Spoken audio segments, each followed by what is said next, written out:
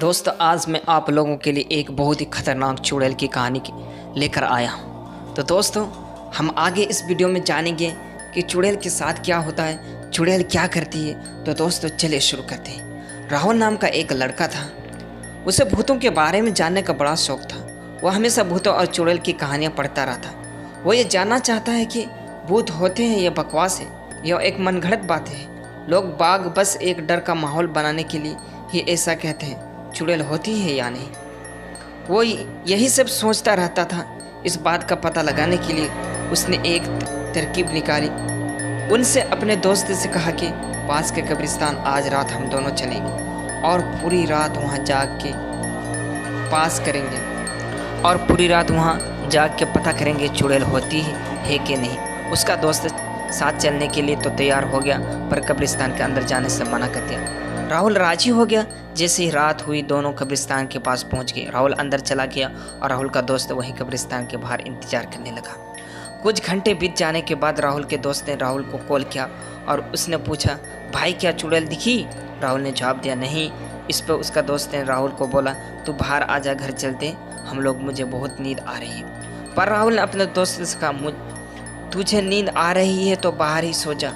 आज मुझे पूरी रात यहीं रुकना पड़े तो मैं रुक जाऊंगा। मुझे आज पता करनी है कि चुड़ैल होती है या नहीं, और जैसे मुझे चुड़ैल दिखाई देगी मैं भाग के तेरे पास आ जाऊंगा। इसके बाद राहुल का दोस्त कब्रिस्तान के बाहर ही सो गया और राहुल अंदर चुड़ैल का इंतजार करने लगा। काफ़ी समय हो जाने के बाद चुड़ैल का इंतजार करने के बाद राहुल को नींद आने लगी और राहुल वहीं सो गया। अभी राहुल की नींद लगी थी कि उसे वहाँ पे फावड़े से ज़मीन खोदने की आवाज़ आने लगी। राहुल ने उठ के बैठ गया और उसने देखा कि एक सफ़ेद साड़ी पहनी हुई औरत फावड़े से एक कब्र को खोद रही है।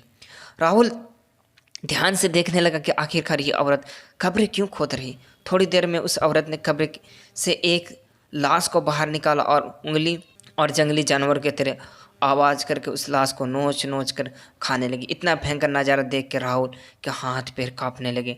डर से पसीना पसीना हुआ। राहुल चुपचाप झाड़ियों में छुपा रहा और हनुमान चालीसा पढ़ता रहा। वो भगवान से बस यही दुआ मांगता रहा था कि ए भगवान आज बचा ले, आज के बाद कभी कब्रिस्तान में नहीं आऊँगा। काफ़ी देर तक चुड़ैल ने उस मुर्दे को खाया, फिर बचे हुए आधे मुर्दे के शरीर को कल खाने के लिए उसे वापस कब्र में गाड़ने लगी। तभी राहुल के साथ एक हादसा हो गया। राहुल का दोस्त राहुल का हाल चाल पूछने के लिए राहुल को कॉल कर दिया। कॉल की आवाज़ सुनते ही वो चुड़ैल राहुल की तरफ देखी। झाड़ों में छुपे होने के कारण राहुल ने सोचा चुड़ैल उसे देख नहीं पाएगी, पर ऐसा नहीं था। पलक झपकते ही वो चुड़ैल राहुल के सामने खड़ी हो गई। चुड़ैल का अपने नज़दीक देखकर राहुल का शरीर ठंडा पड़ गया और वो वहीं पे जम गया। चुड़ैल आराम से राहुल का हाथ पकड़कर अपने साथ उसे ले जाने लगी। राहुल बिना किसी विरोध ही उसके साथ जाने लगा। चुड़ैल आधी खाई हुई लाश के कब्र के पास पहुंची और उस मुर्दे की लाश को बाहर फेंक दिया और राहुल को उस कब्र में दफन करने के लिए राहुल को कब्र के अंदर सुलाने लगी। तभी वापस से राहुल का कॉल आया। मोबाइल की रिंगटोन सुनने के बाद राहुल जिधर भी भागता चुड़ैल उसके सामने खड़ी हुई मिलती।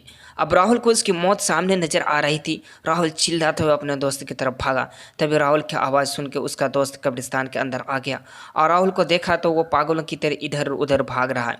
उसने राहुल को एक जोर से तमाचा मारा और उससे पूछा चिल्लाते हुए, ऐसे क्यों भाग रहा है? मैं यहीं तेरे पास तो हूँ।